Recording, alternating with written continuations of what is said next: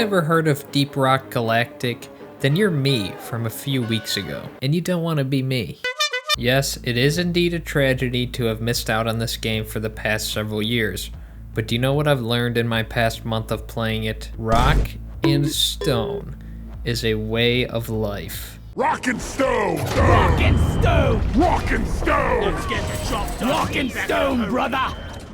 If you're not familiar with Deep Rock, there's actually a pretty rabid fan base behind it. The game is currently sitting in the top 50 highest rated games on Steam, with 95% of reviews being overwhelmingly positive. It's also right up there along with the Resident Evil remakes, so you know it's in good company. To put that into perspective a little bit, there's tens of thousands of games on Steam, so people like this. I like this thing. What is it about this indie game that makes it so beloved? You're probably looking at this like, is this Minecraft? It is not Minecraft. It's a fucking children's game, that's how. The game is actually made for like 4-year-olds. I am not 4 years old, I can handle this. Oh, it's like a survival. Yeah, it's like a kind of survival Left 4 Dead thing. It's literally just a Left 4 Dead knockoff. No. Oh, I know. This is Team Fortress 2. That's what this reminds me of. That's literally this game. It is not Team Fortress 2. Okay, wait a second. This is actually all three of those games. What do you really get when you perfectly combine all three of those games I just mentioned? You get a highly polished and very smooth dwarven space alien mining survival simulator where everybody yells rock and stone all the time. For rock and stone! Stone! And stone! When you first load into the game, even before starting your first mission, you will quickly notice the aesthetic. Your spaceship here is where you'll hang out between missions, select upgrades, spend skill points, get wasted, and have a dance party.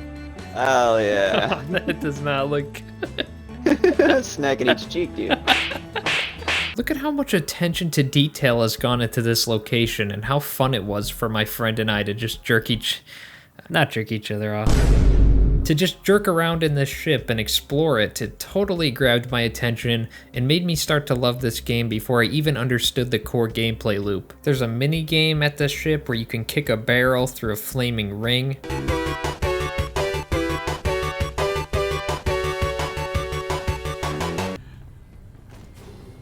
Okay, now I have to... Okay. Oh my god, you just kicked that one down into it. Also, some of this footage is from the Easter event that just happened. And just look at this, man. There's like 7 million small details that they added, and they do this for other major holidays from what I've seen, because why the hell not? It's kind of creepy when you fucking tap its face. Its eyes jiggle. Oh my god. Oh my god.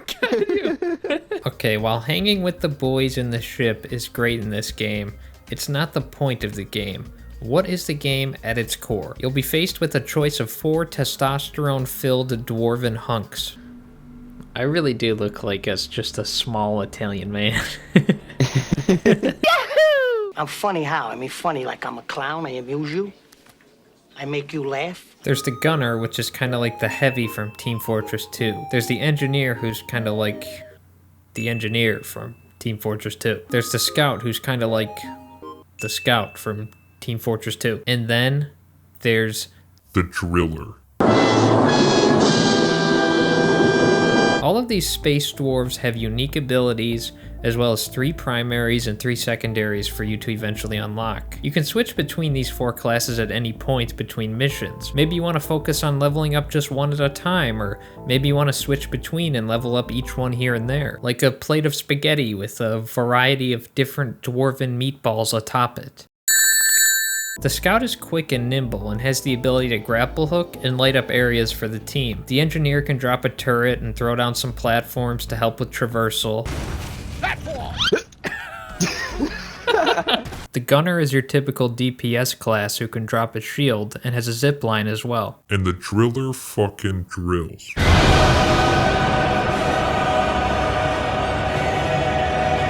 Yeah, I mean, that one was pretty self-explanatory. Once you have your class selected and drop into a mission, you're going to want to spam V on the keyboard to yell rock and stone because it's only right. and then get ready to shoot stuff. A lot of stuff. There's a wide array of enemy types in this game, ranging from space spiders to bigger space spiders to kamikaze space spiders. There's also things that'll just straight up grab you and suck you away into the abyss. Like, does anybody actually like these things? No. There's actually so many enemy types and different things to discover in this game. Some are dangerous while some are not. But even for the more docile ones, sometimes you just have to do what needs to be done to get some of those sweet gems and ores. You must die. What? Together, you fuck!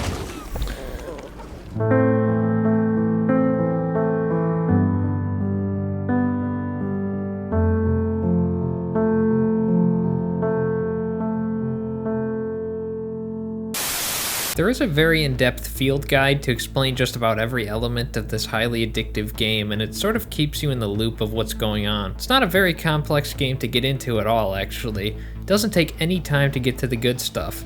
But there's a lot of good stuff to discover one step at a time. Whether it's that new weapon unlock, that new boss type that you encountered for the first time, a new mission with new objectives, or maybe one of the infinite procedurally generated levels that you'll explore. That is in fact one of the most impressive parts of the game that works very well with the beautiful art design. Each mission is always different from the last. It is impossible for you to play the exact same thing. There's also many different biomes across these awe-inspiring caverns. There's desert planets, there's ice planets, there's fire planets, and many more.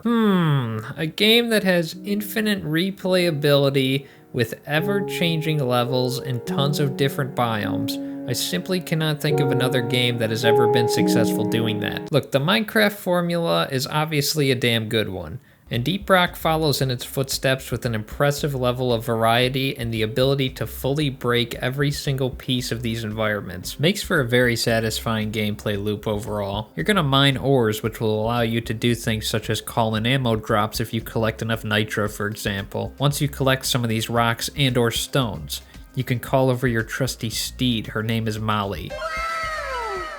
Sometimes she gets in the way, but she'll take care of the goods. There's a very functional 3D minimap that you can open at any time when traversing through the levels. It'll help you maneuver to said goods. There's even a little indicator in the menu to see the actual cave complexity level before you head off to your ship and embark on the mission. You're gonna want to know what you're getting into. And here in the mission select, you're gonna select some missions. Would have thought that. Be sure to crank the hazard level all the way up to 5. Just kidding, I've never played on Hazard 5. My friend and I are weaklings. Do it. Not hard enough. Has been hard enough. I want it harder. I could put it to dangerous. Hazard 3 out of 5. Dangerous. Hazard 3 out of 5 is my middle name. That's a weird middle name. Deep Rock is a game that thrives on co-op. It's really like the Left 4 Dead days all over again. You can't play it by yourself, but that's really not what this is all about. It is immensely fun to get into shenanigans with others. Request pump jack. Send the pump jack, please. That motherfucker. Oh! There it is. Get the pump jack connected and pump it.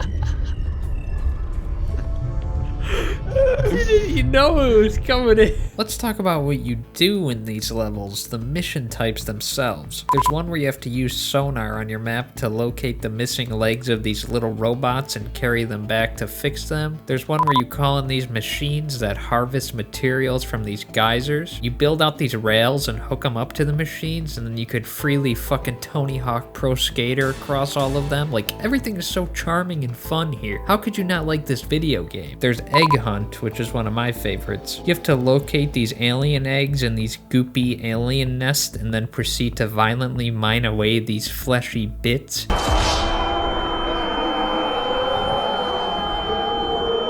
And now that I think about it, it kind of just feels like you're killing an unborn alien to turn them into omelets. But that's not all of them. The game just goes on and on, introducing more mission types. Maybe you gotta kill a few bosses and extract for this mission. Maybe for the next mission, you gotta mine liquid morkite and extract. Follow a big ass drill and protect it. There's just so much variety. Everything is ultimately held together with this extremely smooth gunplay. Guns?